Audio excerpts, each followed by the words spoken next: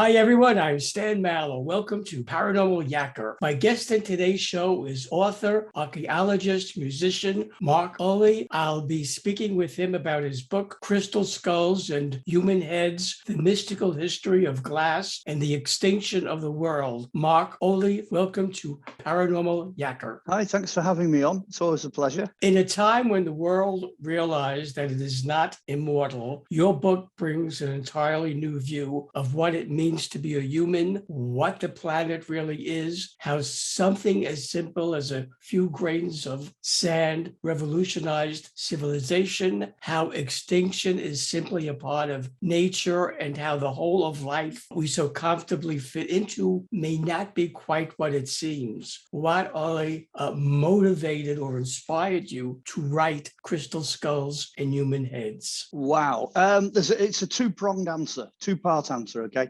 The first and most obvious part is almost implicit in what you just said, and that is that over the last few years, I think humanity's realised that it's not immortal. You know, we're not going to live forever. Something as small and insignificant as a virus or a bacteria or whatever could absolutely wreak havoc. So I'm sat over here, I'm in lockdown, I don't know what I'm, going to do. So I came up with this idea of looking at history from a slightly different viewpoint. So that was the second part of the answer to that. And that is that I was searching for a thread, something that was common to all of the archaeological time periods that I was aware of. And it seemed reasonably correct to use the human head as the thread for a book that looked pretty much at the whole human race, right from the very beginning, all the way through to now, and then possibly where we go from here. Yeah, it does say the extinction of the world, but I'm hoping that's not going to be the end.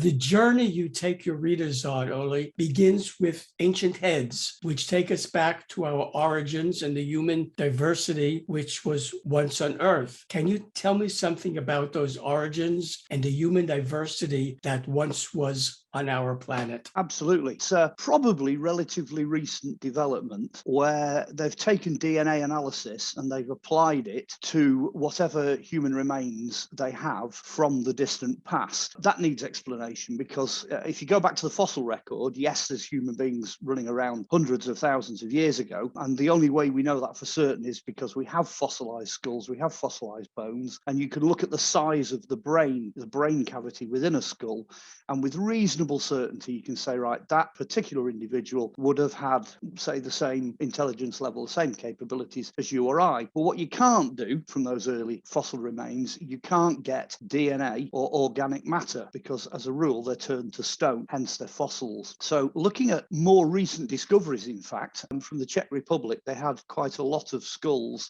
from cave remains which are sealed. They could analyze these skulls and they reckon the dating comes back to somewhere between, say, 35 and 45,000 BC, which is fairly significant. It's not in the millions of years or the hundreds of thousands of years, but it's still a heck of a long time ago. They started investigating the DNA because there were quite a lot of deposits of DNA left inside these remains. And then they started to get surprises. And this is really the crux of the beginning of the book, because all of a sudden, when they started looking at what they expected to be reasonably pure, reasonably stable DNA patterns, they discovered that they're not like that. There's other DNA in there. So we already knew about Neanderthals. They're different. Their DNA composition's different from Homo sapiens sapien, which is us. And then they found Denisovans. That's the name given to the new race, if you like, that they discovered. That strand of DNA is interbred with these early humans. And they thought, oh, that's interesting. And then they found another one, which I think is called Eurasia 1. And then they found another one called Eurasia 2. So already you're thinking, oh, hang on a minute, 1, 2, 3, 4, 5.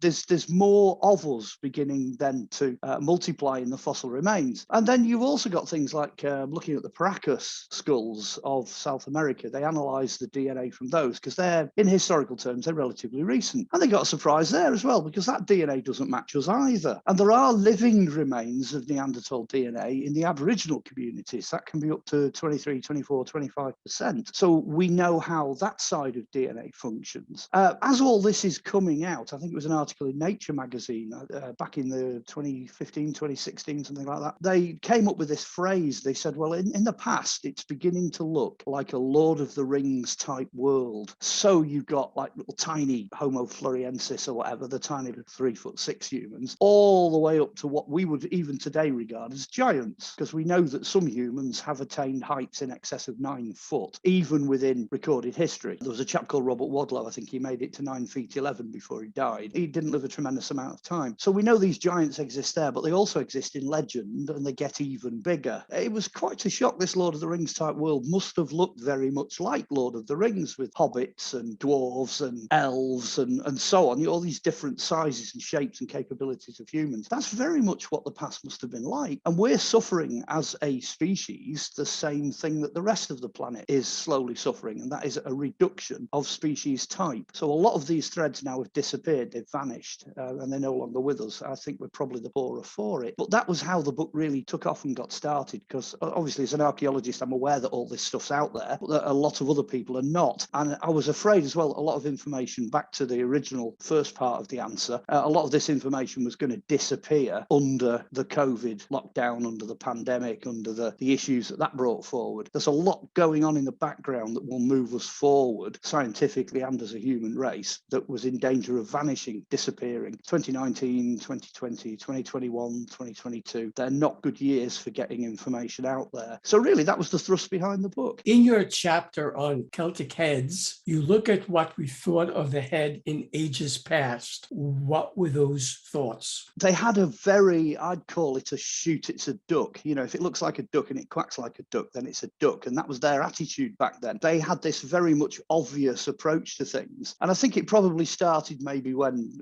we became somewhat warlike, probably 5, 6, 7,000 years BC. Somebody comes along, chops the head off, ta-da, the guy's gone. He's no longer there. He's dead. That to them represented the life force, if you like, the soul, the person, the identity, residing probably principally in the head. Now, they had the same mental capacity back then as we have now. So they would have worked out that your eyes, your nose, your taste, your mouth, smell, hearing, thought, most of what's going on and the interpretation of what's coming in from the rest of the body seems to all feed back into the head. I think they reached the decision that the head was a very strong representation of life, a strong representation of the soul. That's where we live. And in one of my other books, Revealing the Green Man, I get into the way that they applied that to planet Earth itself. They actually had this idea that you could represent the life force in the form of a green foliage face or head. Coming more into sort of modern day history, there's a few quirky examples I give in the book. Like they really lost their temper over here in the UK with a chap called Oliver Cromwell, because he had the head cut off the king at the time back in the 1600s and created the English Civil War. So they dug him up after he died and they chopped his head off and stuck it on a spike just to kind of prove a point. So it kind of shows even in that era, even as recent as 350 years ago, you could take the head and the identity of that person and you could humiliate them. You could stick them on a spike. You go to the French Revolution in the 1700s when they were chopping heads off very quickly using a guillotine, that the eyes in these heads, it's not very widely known, but the eyes could follow people for up to 3 days afterwards. So they'd leave them sat on a shelf somewhere till the eyes stopped moving. So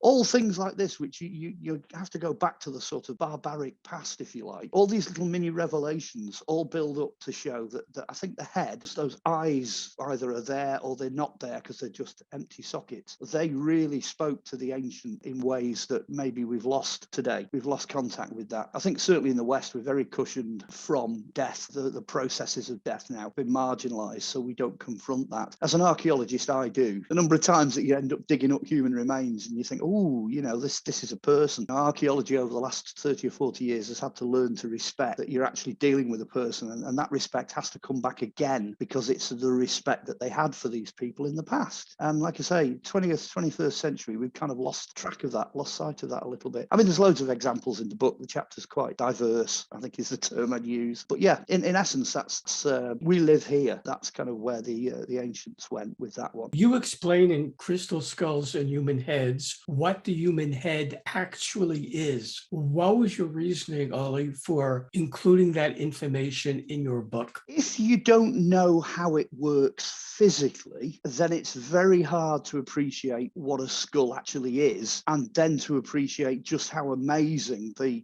sort of biological supercomputer, if you like, that's operating in there really is. And it was a great segue. It led very nicely into looking at skulls that were of unusual size, of unusual shape, because without knowing the capabilities, without actually knowing what you were looking for, you wouldn't fully appreciate the difference, say, between a regular everyday skull and one of these ones, the Paracas skulls, that are 3 times the internal capacity. They're absolutely enormous, some of these skulls. Without understanding how the brain is organized, you wouldn't get which bits were bigger. So that's a nice chapter. It teaches us a lot about the head and about the brain and about how things work. To be honest, the biological side of that I wasn't fully aware of when I started researching the book. And I had quite a few wow moments with some, oh, I didn't know that. Wow, that's amazing. And then when I went on to compare the Paracas skulls, you could see genetic differences, distinct differences between them and the skulls that we're familiar with, if you like. It's an educational process. I mean, the book is educational. It's archaeoscience, as I said, but there's a lot of other things going on in there as well. Your chapter on stretched heads looks at one specific, fairly recent extinction of a super race with exceptional heads. Where did this super race live, and what was the reason for their extinction? To begin with, in ancient times, so by ancient, let's go traditional. Let's say we've got AD and BC, and we're in the AD. So let's go back to the BC. Let's go back to the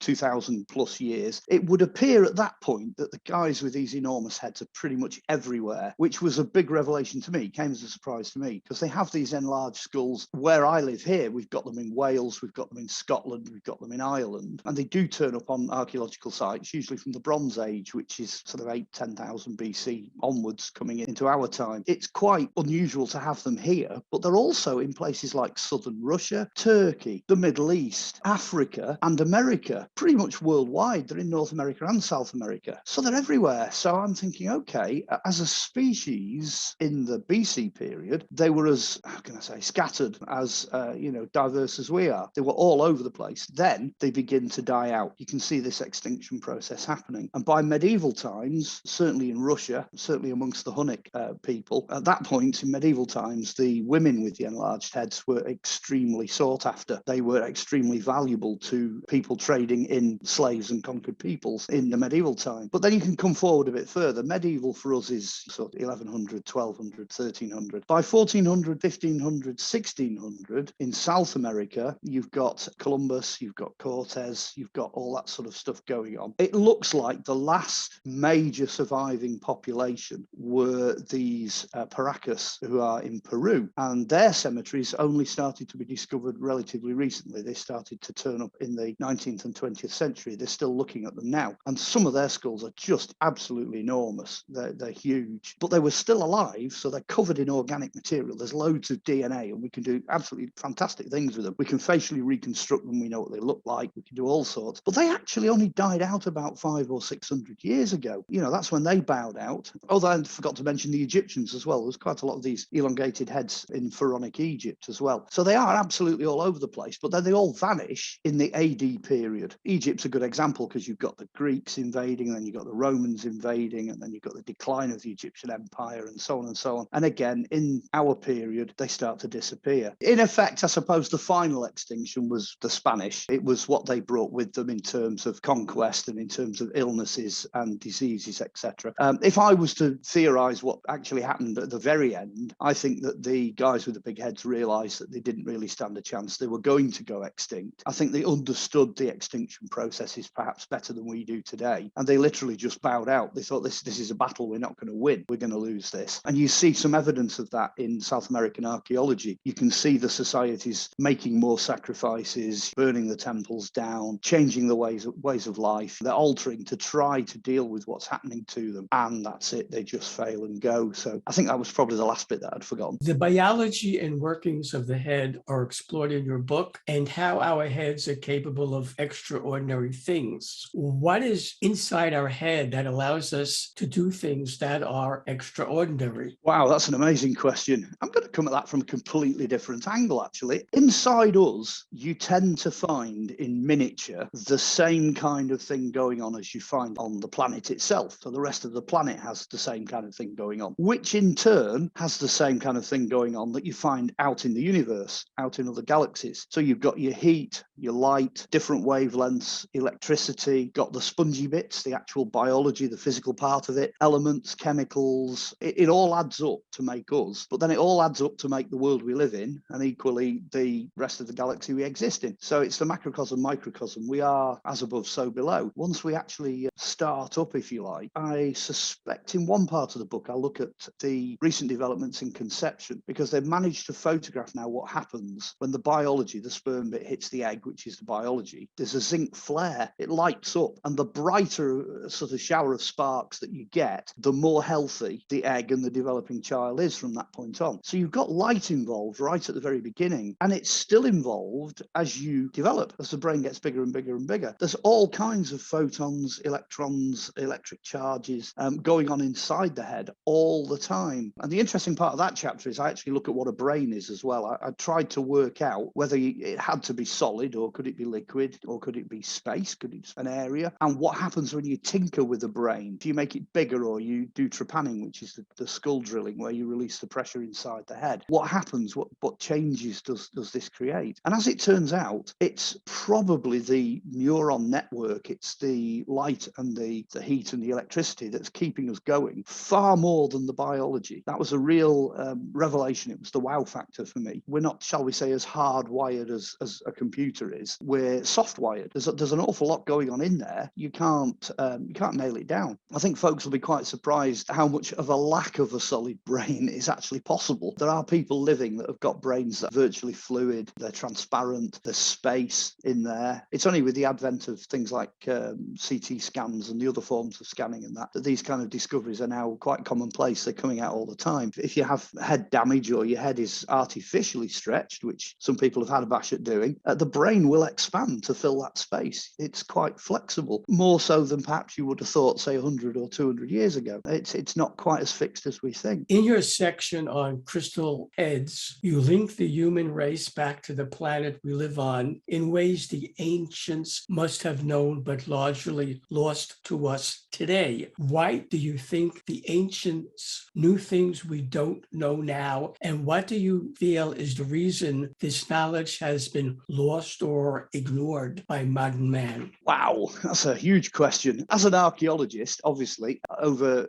40 something, very nearly 50 years now, I've been digging in holes and looking at things associated with archaeology. There's an enormous number of finds, discoveries that you just can't explain unless you're looking at them in terms of modern technology that used to exist, that maybe we've rediscovered. Also, as an archaeologist, you begin to get this idea that some of the races in the past were just better at it than we are. Their survival strategies, their integration into their environment, and the way they ran their societies, etc., just really much better than we are. Also, there are occasionally the odd thing that turn up, things like there's nuclear blast sites in India that seem to show that they were messing about with some kind of nuclear fusion of some sort back then. And obviously they took one look at that and just thought, oh, no, that's not a good idea. That is perhaps too much, a step too far. And they made decisions not to do things in the past that we're making decisions to do now. So I think back then they had a totally different approach. They were, to use a modern term, very green. They were very environmentally conscious, and they understood their place, how they fitted in to the planet they lived on, which we've lost to some extent today. Going back as well to the same idea of losing things, I'll give you one example which really came as a bit of a surprise to me. I was trying to find out why they chose silicon quartz crystal to do crystal skulls, because it's not the first thing you would instinctively go for to model a skull in. You'd probably pick something easier or something that was simpler to carve than say silicon quartz crystal. So I thought, why on earth did they choose that? Anyway, I put that question to one side. Doing a completely different bit of the research, I was looking at the idea of the planet Earth and where do you find silicon? What does silicon do? Well, silicon in planet Earth, when they took quartz and replaced the iron core of the Earth, which incidentally doesn't work, if you computer model that, it creates a paradox called Olson's paradox, and gravity, magnetism, electricity, all that just goes out the window. It doesn't work. It doesn't function. When they put quartz silica in there instead, put that in as the Earth's core, it actually solves the paradox because it works. It actually functions as a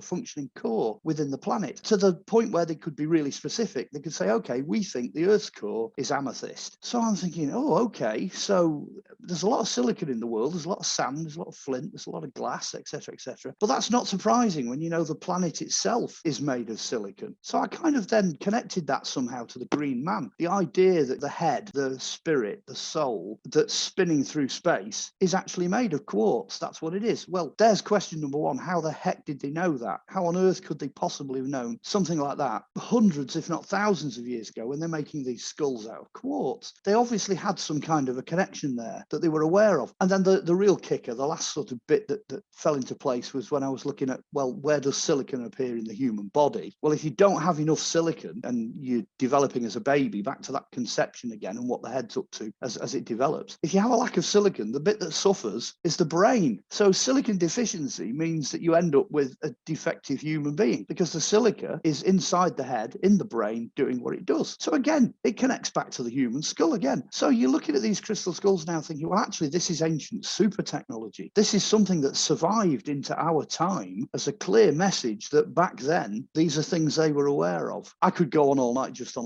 lost technology and new parts, because, and I'm sure there are people out there who probably could do it better than me, but that's just the bit that sits within the book. That was the wow factor for me. I'm thinking these guys, you know, they were really switched on. They really knew what they were doing. But then, I mean, if the head's three times the size of normal and they're sort of wandering around like human supercomputers, you'd expect them to know a thing or two. The memory capacities and the abilities to work things out and things that have been passed down to them would just be phenomenal. I think I said in one of the other interviews as well, you can imagine this thing's three times the size of Einstein. So you got three Einsteins in one brain, and then you get 10 of them together in a room, and you walk in one day and you go, tell you what, lads, how do I build a pyramid? So they all go blah, blah, blah, you know, talk about it and that. And 2 minutes later, they've got the plans drawn out, because these guys are, you know, supercomputers. That's what they are. Times that by the number of those people that must have existed on Earth in the past. Wow, all of a sudden, a lot of what's going on that we now see as being alien or mysterious, or, you know, oh, wow, you know, it couldn't possibly be us. Well, if it's that particular species of us, yes, it could. It could very easily be us. So again, that's lost technology. We're looking at what's left now, and that piece of the jigsaw puzzle's gone. So to us, it looks really peculiar. To them, I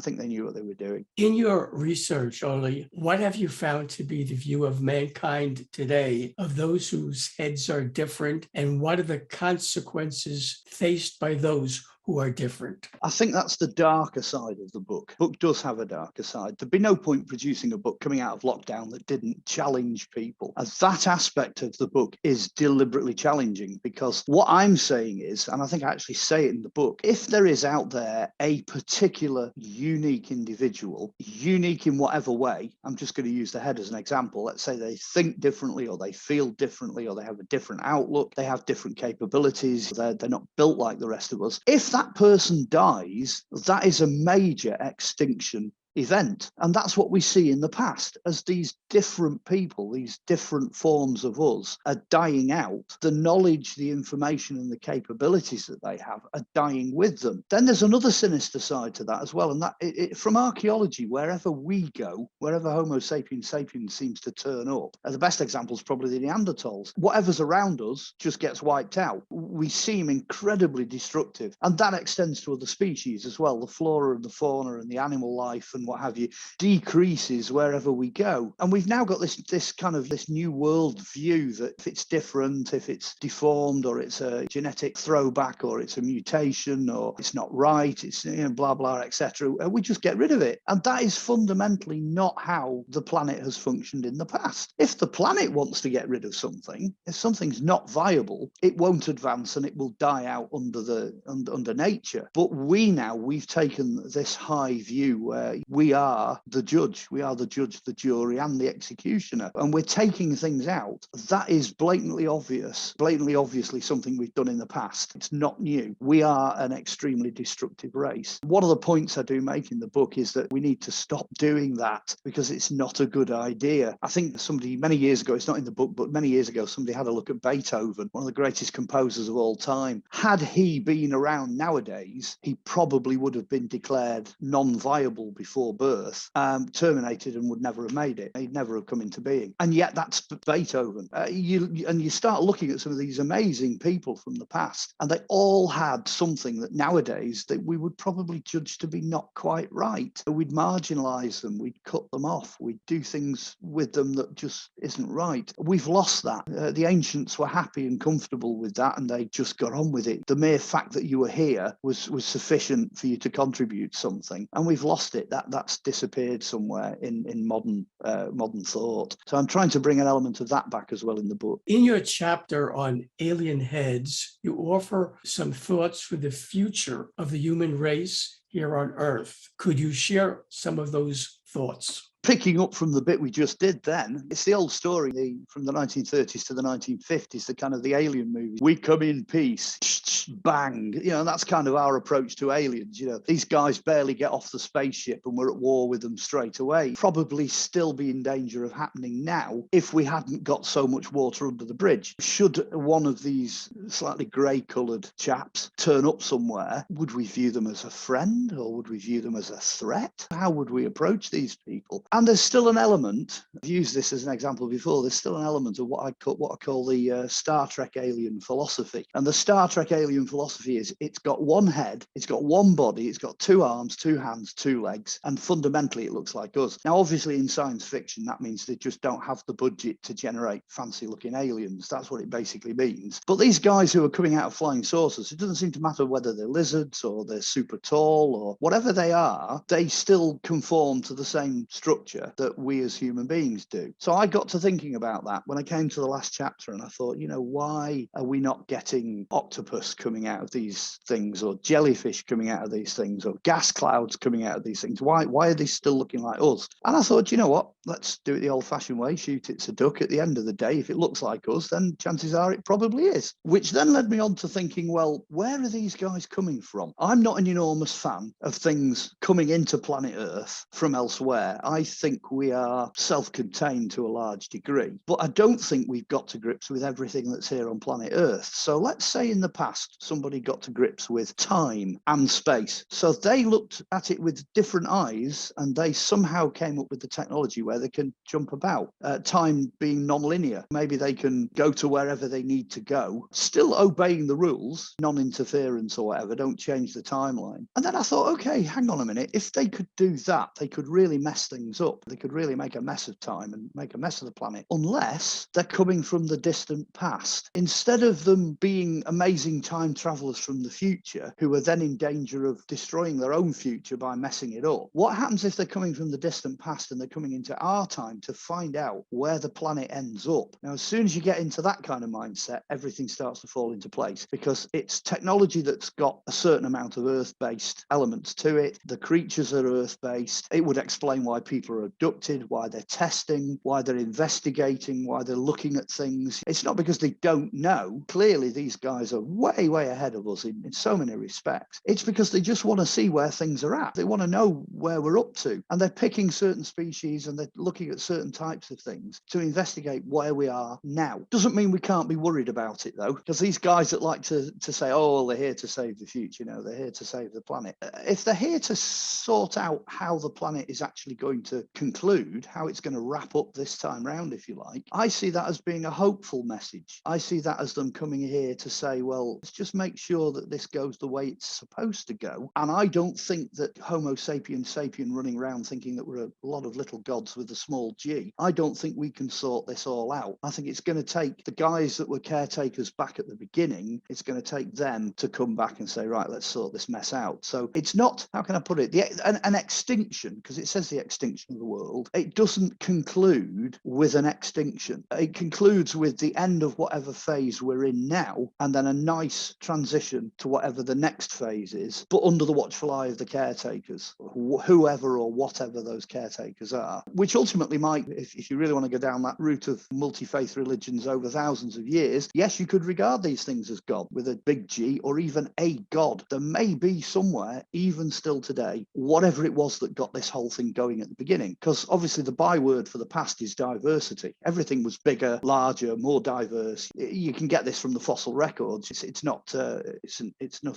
super science. It's not difficult to comprehend. There was an awful lot of stuff back then, and there's a lot less of it now. So we're devolving. We're going down, as it were. So it would make sense to me for these guys to be turning up now to try and find out exactly where we're at. Would also actually, somebody said to me a while back, it's not in the book, but they mentioned to me, they said that could explain why aliens are really interested in the nuclear technology. They always seem to turn up in flying saucers and kind of hover over military bases and nuclear bunkers and power stations. And I don't think they're happy with the way we're using that particular discovery. That again fits in with something coming at the end rather than their beginning, because we're looking at it in time. We're still looking at this as a linear thing. So the book does raise some interesting questions at the end. And I don't think that the idea of time travel has been investigated enough. These guys could zip around at super speeds in silver discs and run rings around everything we've got today. Then there's just a possibility they can do other things as well that we're not quite aware of. Time travel might be part of it. Certainly if they can do anyway. I want to lift. Come and abduct me now because I want to lift. I want to see what's been going on. It's in every archaeologist's heart to want to go back and have a look and see how things have been. So I don't mind flying around just peering out the windows. Just want to see where things have been and how things perhaps were. What do you hope, Ollie, your readers will take away with them after reading your book, Crystal Skulls in Human Heads? Wow, that's a fantastic question. And the interesting thing is nobody has actually asked me that yet. So I'm really pleased that you've asked me that. I suppose thinking about the book as a whole, initially I'd like them to be amazed. I want them to look at it and go, do you know what? This is amazing. I really want it to be a helter-skelter ride of discovery. As far as I know, everything in there is factual. I've tried to stick rigidly to utterly and bluntly to the truth. So I really want them to read it and just go, do you know what? This is better than all the nonsense that I'm reading on internet threads and all that. It's better than the stuff they're making up. This is really good stuff. And then at the end of it, by the time they get to the end of it all, I want them to be thinking, well, maybe things are not exactly as we imagine them to be. I'd like there to be a slightly disturbed element in there, and for people to go bigger and to think bigger and to be much broader in their outlook and think, well, you know, just because I don't agree with that person's religion doesn't mean the entire thing is completely wrong. Therefore, I'm going to throw it out. Just because I don't agree with,